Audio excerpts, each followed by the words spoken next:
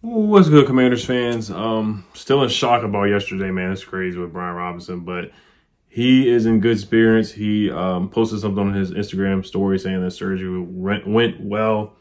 In the picture, it showed the shrine at Catholic University, so he's doing okay for the most part. I did see the video on TMZ where he was sitting up. He was on the ground, and they showed him like sitting on the floor, sitting up after he was shot. He's a tough guy, man. He's a tough guy. Just the way he runs on the field. He took those bullets like a tough guy for sure. So they said he got shot in his hip and in his leg. So just thank the Lord that he's still okay, that he's still alive. And they say Ron Rivera is looking to put him on they're talking with the NFL to put him on the NFI list. So I don't want to talk about football too much with Brian Robinson, but it's just the nature of football and business. We got to talk about it at the same time. So. But I'm happy he's alive and doing okay. And, we'll see what happens in the future with football and stuff like that. We'll see if he plays this year, next year, whatever.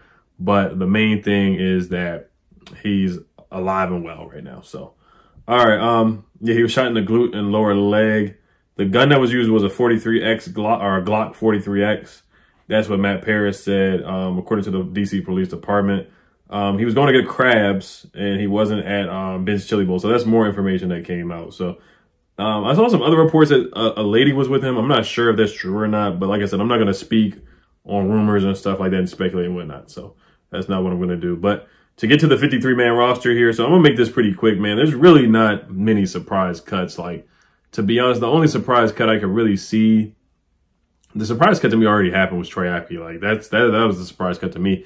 Really is Dyami Brown, man. Like, he didn't play well, man. And they said he had an underwhelming camp too. Like, he just having hands like a snake and whatnot. He's so talented, so I wouldn't cut him.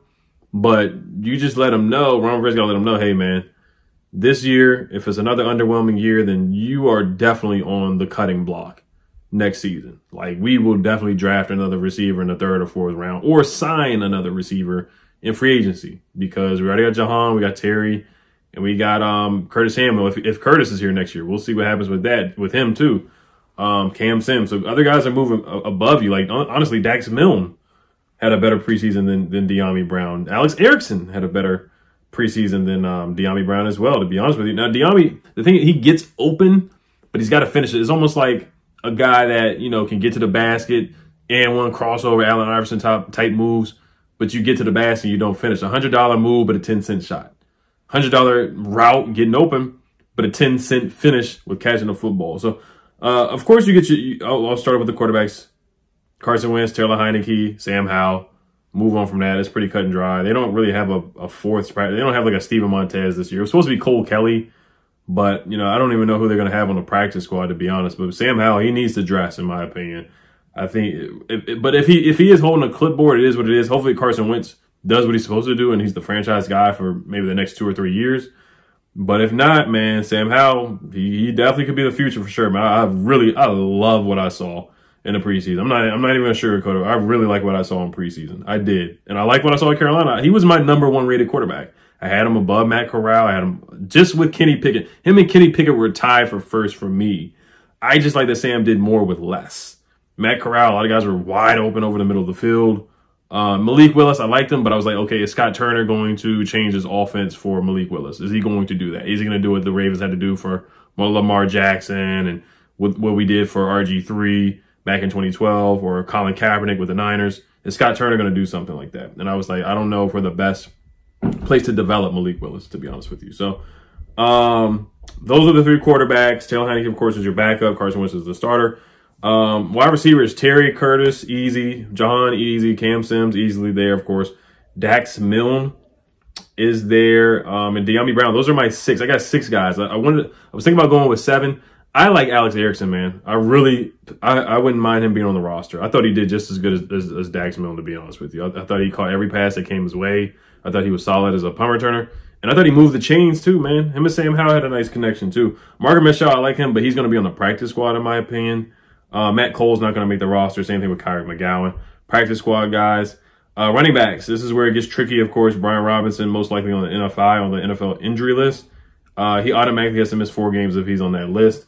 I got Antonio Gibson. I got 4 running backs. Gibson, J.D. McKissick, of course, John Williams, and Jared Patterson will be on the roster as well. So 4 backs, because if Gibson fumbles, you want to have depth there. You want to have guys that you can rely on, like Jonathan Williams and Jared Patterson and J.D. McKissick.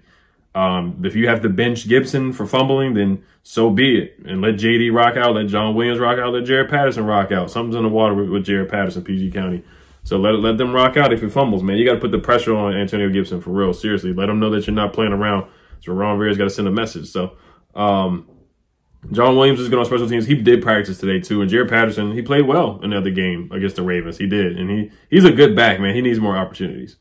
Tight ends, Logan Thomas, Cole Turner, John Bates, Armani Rogers. Pretty cut and dry right there. Curtis Hodges did a good job this preseason, but he, didn't do enough to make the roster. Kendall Blanton will be on the practice squad or somebody else will pick him up from waivers.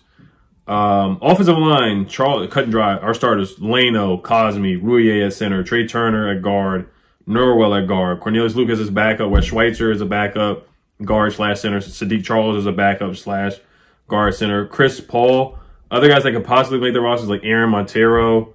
I don't think anybody's really banging on the table for him to make the roster. Nolan Laufenberg, Tyler Larson, guys like that. He's out. John Toth didn't look good in preseason. Willie Beavers. So, I mean, it's Alex a King Bulu. It's pretty cut and dry with the offensive line there. So that's who I got.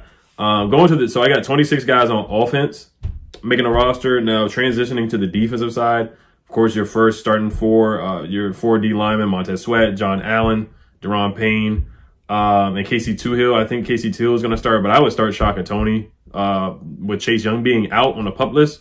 And then for Darian Mathis, the 2nd round pick.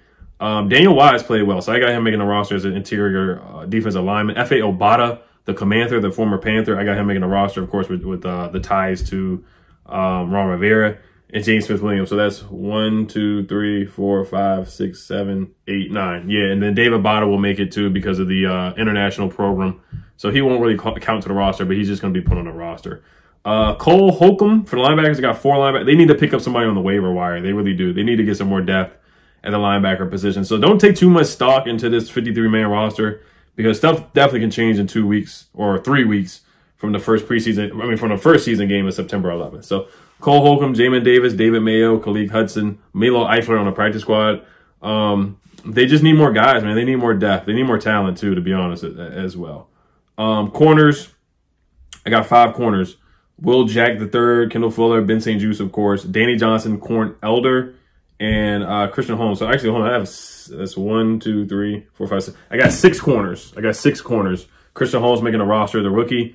That might be the only outlier there, or that might be different than everybody else's 53-man roster. And then your 5 safeties, they got Cam Curl, Bobby McCain, Derek Forrest, Percy Butler, Jeremy Reeves, and on the practice squad would be Steven Parker, who I wanted to make the roster, but he just didn't do enough in that Ravens game.